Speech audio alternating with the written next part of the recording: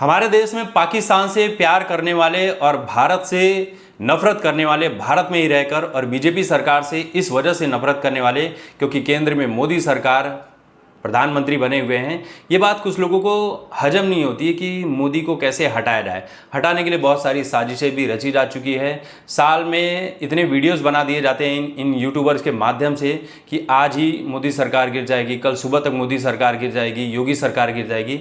ये तमाम चीज़ें होती है और ये सिर्फ पैसे कमाने के लिए करते हैं। सोचिए, बड़े बड़े मीडिया हाउस में बैठकर एक समय ऐसा था जब ये चमचागिरी किया करते थे, चाहे अभिसार शर्मा हो, पुण्य प्रसून वाजपेयी हो, इन जैसे दो कौड़ी के पत्रकार जब तारीफ़ें किया करते थे तब इनको सब सही लगता था। लेकिन आज जब इनकी सिट्टी पिट्टी गुम हो चुकी है, इनको भगाया जा चुका है रवीश कुमार जैसे लोगों को, तो ये अपना यूट्यूब चैनल खोलकर असली प्रोपेगेंडा तो ये लोग फैलाते हैं।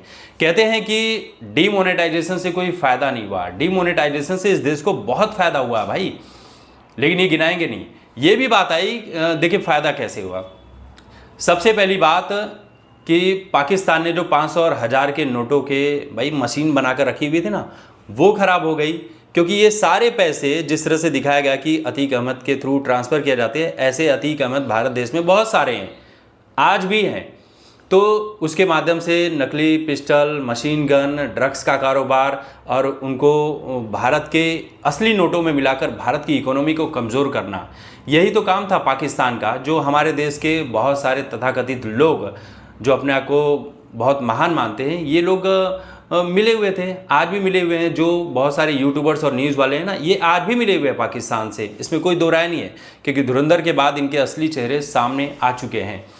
अब आप सोचिए कि सबसे पहले जो पत्थरबाजी किया करते थे कश्मीर में, वो पत्थरबाजी बंद हो गई, वरना आए दिन हमारी सेना के ऊपर पत्थरबाजी की जाती थी, उन्हें मारा जाता था, उनके साथ गलत बर्ताव किया जाता था। ये सारी चीज़ें बंद हो गई।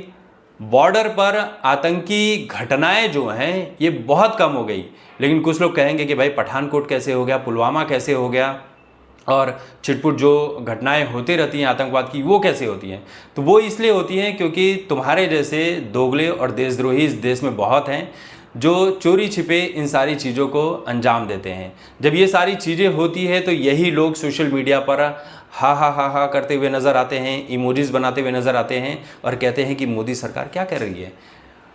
ऐसा दिन था कि हर रोज़ भारत में बम फटते थे, हर दिन बम फटते थे। आप लिस्ट उठाकर देख लीजिए 2014 के पहले कितने बम फटा करते थे। खासकर साल 2008 में, जिस साल 26/11 की घटना हुई थी, उस साल से लेकर 2009 में कितने बम ब्लास्ट हुए हैं, बहुत सारे बम ब्लास्ट हुए हैं।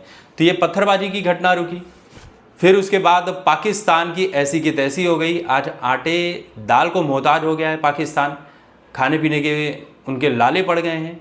पाकिस्तान का हवाला का जो कारोबार था, दुबई से होकर जाया करता था, ये पूरी तरह से बर्बाद हो गया। क्योंकि ये दुबई जाता था, दुबई से नेपाल आता था, नेपाल से भारत में आता था। ये हवाला का कारोबार पूरा का पूरा चौपट हो गया। नोटबंदी ने पाकिस्तान को भी ये साफ साफ संदेश दे दिया कि भारत अपने फैसले ले सकता है और अपनी अर्थव्यवस्था को मजबूत करने के लिए वो कुछ भी किसी भी तरह से आगे बढ़ सकता है और इसे कोई रोक नहीं सकता। बस भारत में कुछ दलाल बैठे हुए हैं जो इसका विरोध कर सकते हैं।